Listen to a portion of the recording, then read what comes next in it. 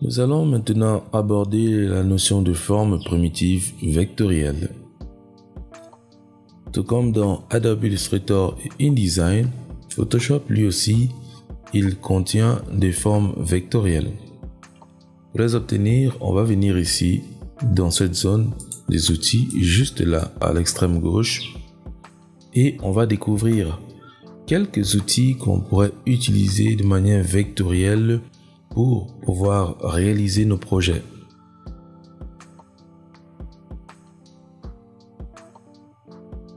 Alors, notamment ici, sur ce petit projet, on peut remarquer déjà qu'on a des formes géométriques comme ceci qui pourrait être un carré qui a été inversé.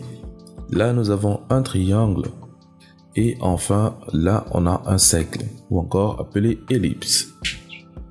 Le tout couvert avec une image et du texte. Voilà, ça nous donne une parfaite composition réussite pour en faire ce qu'on voudrait faire. Maintenant, nous allons découvrir nos formes géométriques primitives. Alors, on viendra ici, par exemple, je prendrai ce carré ou alors cette forme rectangulaire et on va constater qu'on a plusieurs options juste là en haut. Il faudra prêter attention à cela. Alors, la première option, ce sera déjà d'abord de voir ici qu'on a le contour du timbre. Ou alors ici on a le coupon avec remplissage. Alors là ça nous fait directement nous adresser au contour et au fond. Alors on aura ici la forme, et le tracé ou encore le pixel. Alors si moi je viens prendre la forme, alors je pourrais venir tracer comme ceci et voilà, j'obtiens une forme géométrique. C'est un rectangle, voilà, ce n'est pas un carré vu les dimensions juste ici dans le panneau de propriété. Alors ce qu'on découvre à l'immédiat, c'est que dans nos calques on a directement un calque de forme qui apparaît. Voilà à quoi ça peut ressembler un calque de forme avec cette petite icône juste ici en dessous. Alors là on est en présence d'une forme. Il faudra faire très attention, petite remarque, parce que si vous voulez retracer une autre forme à l'insu de celle-ci, par exemple je viens là comme ça, là on aura directement une forme qui viendra encore dans son calque. La petite remarque, ce serait que ici, à ce niveau, il faudra à chaque fois vérifier que lorsqu'on veut tracer notre forme, que ça ne soit pas coché sur associer des formes. Parce que si c'est le cas, je suis sur cette forme dans son calque et je viens tracer comme ça une autre forme. Voilà, la deuxième forme va se retrouver à l'intérieur du même calque. Donc c'est une petite remarque à faire très attention donc pour éviter d'avoir des petits désagréments. Alors, je peux revenir sur mon calque précédent et j'aurai la possibilité de modifier, vous voyez, encore mon objet que j'ai dessiné tout à l'heure. Je pourrais aussi même le déplacer. Et lorsque je viens sur mon deuxième calque avec l'outil déplacement, qu'est-ce qu'on constate? Si je prends l'outil déplacement qui est la flèche noire, on va déplacer directement les deux éléments parce qu'à ce moment nous sommes en train de déplacer un calque. Alors, on pourrait prendre un outil de sélection de tracé ou alors de sélection directe pour venir sélectionner directement notre forme comme ceci. Sauf que malheureusement on ne peut pas la déplacer.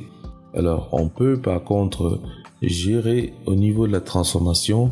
Voilà, cette opération va transformer une forme dynamique en tracé ordinaire. Voulez-vous continuer? Si je dis oui, alors ça nous transforme notre rectangle de tout à l'heure en une forme plutôt ordinaire et non dynamique. C'est quoi la différence entre les deux? La différence c'est que à ce niveau de panneau de propriété, on n'aura plus la possibilité de modifier notre forme parce que dorénavant elle n'est plus du tout dynamique, elle est ordinaire. Donc si on veut ajuster quelle que soit la forme, on va utiliser un outil de sélection directe pour aller vers celle-ci et toucher les différents points d'ancrage ou encore les angles. Par contre, lorsque je vais cliquer ici sur cette forme qui est dans le même calque que celle-là, on aura toujours la possibilité de venir ici modifier. Notamment là, si je viens au niveau de la largeur, je vais mettre 200. Vous voyez que ça a changé de tous les côtés parce que la chaîne, elle a été activée. Donc, si je désactive la chaîne et au niveau du bas, je mets 350 par exemple, voilà, on a ce résultat-là.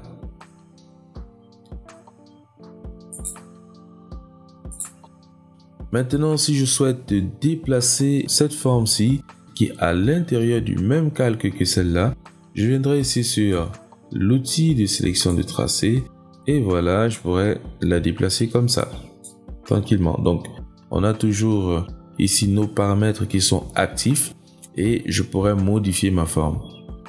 On va aller plus loin, on voit qu'on a quelques points à l'intérieur et qui nous permettent en fait de pouvoir arrondir les angles ou alors d'appliquer certains éléments sur nos angles.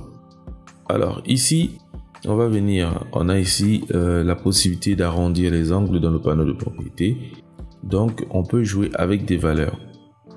Donc si je viens ici par exemple, voilà, je peux en déplaçant comme ceci un seul côté, de déplacer les 4 côtés directement pour obtenir des arrondis. Alors, je vais retourner à 0 et là, nous sommes sur le panneau de propriété. Nous avons notre chaîne qui est activée. Je pourrais venir sur cette icône et je vais la déplacer comme ça jusqu'au niveau qui me convient. Et voilà, on aura la même valeur dans les 4 cases. Donc, si je viens là pour que ce soit plus visible, on peut voir ici le changement immédiat.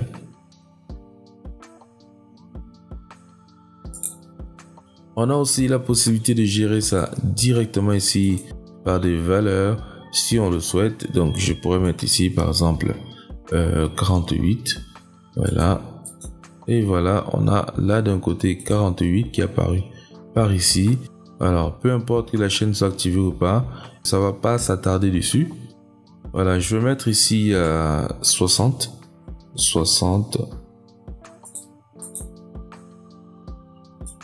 Voilà, 60 qui fait référence à la droite, ici, donc nous sommes là, à la droite. Là, nous sommes à notre droite aussi, en haut. Donc là, c'est à droite en bas. Donc ici, je vais mettre à 50.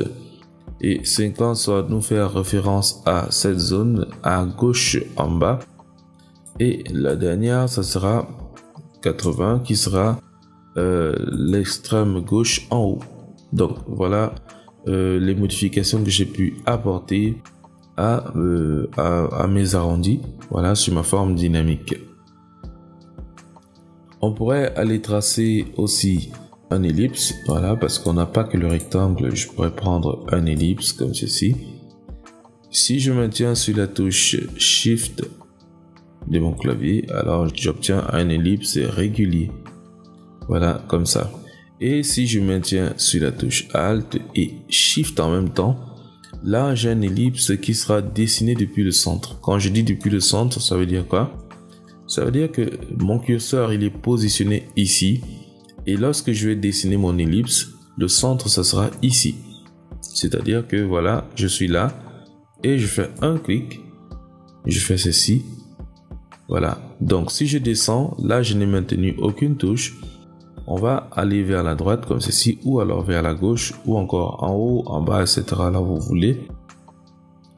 Mais si je viens maintenir sur la touche Alt de mon clavier, là on se retrouve avec un cercle qui va pouvoir s'émouvoir d'une certaine manière. Voilà, vous voyez.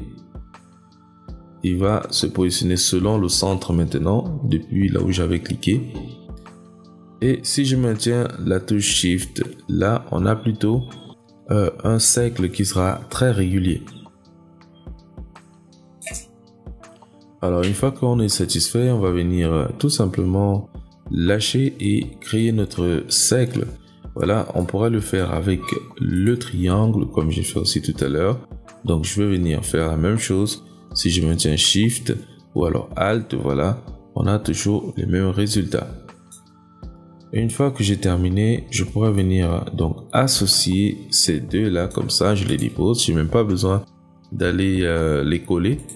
Voilà, je les mets juste aux mêmes endroits comme ceci pour qu'ils puissent représenter quelque chose. Et là, ça va revenir à ce que je vous ai présenté ici précédemment, parce que c'est exactement le même procédé. Parce qu'ici, on a le triangle, on voit les lignes qui vont apparaître. Et là, on a notre ellipse. Voilà, on voit bien que c'est vectoriel. Donc, on a la possibilité de modifier au niveau de notre panneau de propriétés. Voilà, ce sont des formes dynamiques qui n'ont pas été retouchées du tout.